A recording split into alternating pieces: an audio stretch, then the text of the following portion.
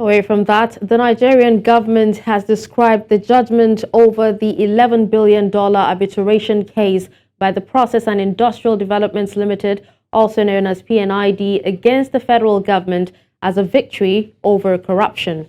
Both Nigeria's Attorney General of the Federation and Minister of Finance spoke after the weekly Federal Executive Council meeting, saying the case heard by Justice Robin Knowles of the Commercial Court of England and Wales prioritized the merits of the case above other considerations. This successful result is a decisive victory for the people of Nigeria, who stood to lose over 11 billion United States dollars for the Nigerian administration, which has now reached a milestone in its mission to challenge the scourge of corruption. The judgment also serves as a damning indictment of predatory international investors who should now rightfully be deterred by preying upon Nigeria and other developing nations to satisfy their greed. A very delightful moment during the Federal Executive Council meeting when the news filtered in that Nigeria had indeed won this case, and of course, as expected, the president was very elated, so also members of the Federal Executive Council were all very happy that that news filtered in, and this is one direction that Mr. President is going, ensuring that things are dealt with expeditiously, responsibly, and with utmost responsibility. Now joining me on the news to discuss this further is CEO Asher Dynamic Solutions, Mukhtar Mohammed. Good morning, Mukhtar, and thank you so much for joining me on the news this morning. My pleasure. Thank you. Good morning. All right, now, Mukhtar, the judge ruled that the award was obtained by fraud and contrary to public policy. Now, how do you think international arbitration cases like this impacts the perception of a country's legal and business environment among foreign investors?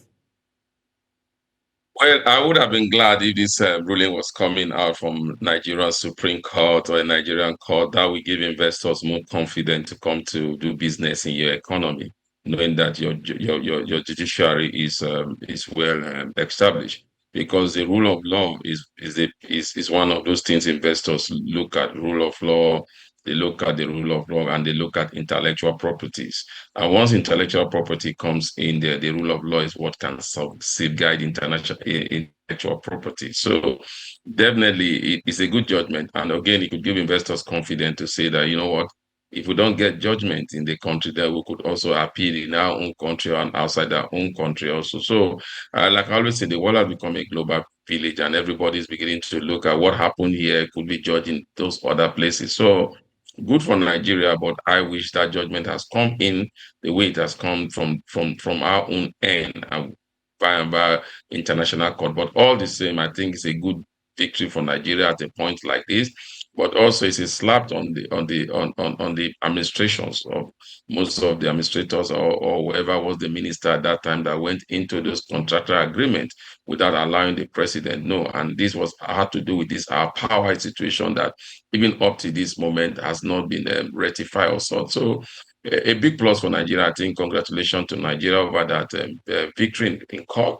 And also we mustn't forget that before this victory came, Nigeria actually had to pay like a fee of about $200 million as a down payment for the suspension of this ruling until the coming of the ruling. So that means the $200 million will be coming back to our treasury, and that also at a time like this where we are battling for FX, that is a very, very good one for us. All right, Mukhtar, while there's still the euphoria of excitement on the court ruling, the court is yet to decide what will happen to the fraudulent $11.5 billion award. You know, a future hearing will, of course, decide that. What do you think the outcome would be? Well, I think the one we are more excited about is because, I mean, we've been able to make them know that that was not pass through the rule of law. And so when you look at that judgment and VAR, the 11.5 billion, you already see that a judgment has been given, whichever way you look at it, because again, was the prelude. So they need to go back again and sit within themselves and talk. And I think that's what the judge is saying.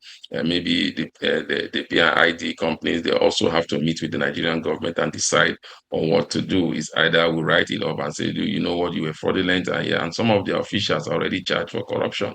So definitely, I think it's a win-win situation for Nigeria already. If that judgment have gone against us and now we are going back to sit down with them, they would have insisted, you know what, we insist that you give us back the project or you pay us back this amount of money. But now from what it says legally, and it's almost in favor of Nigeria, I don't think there's anything for us to worry about.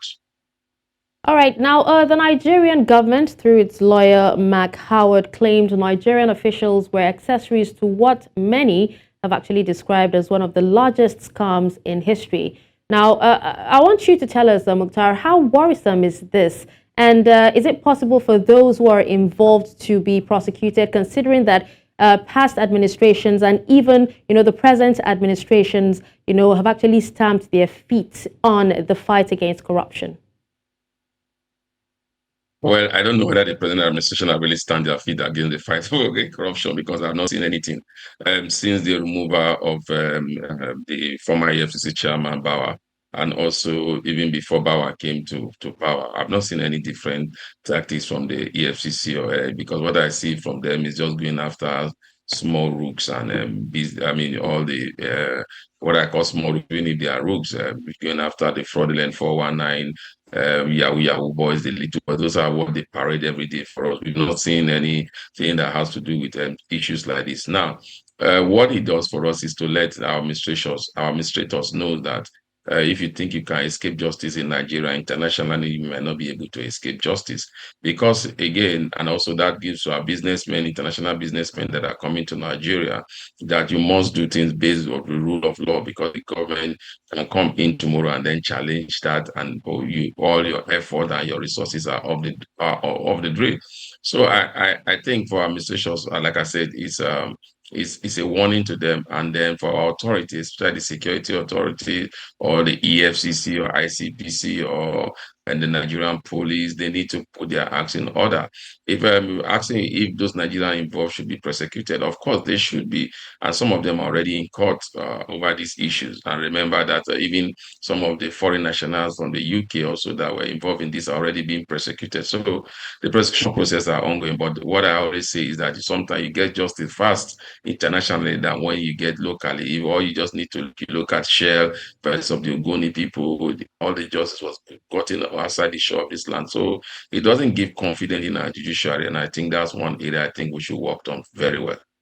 All right, Mukhtar, we definitely hope that this case will be different when it comes to the judiciary. Now, thank you so much for joining us to give us an analysis or a perspective on this particular issue.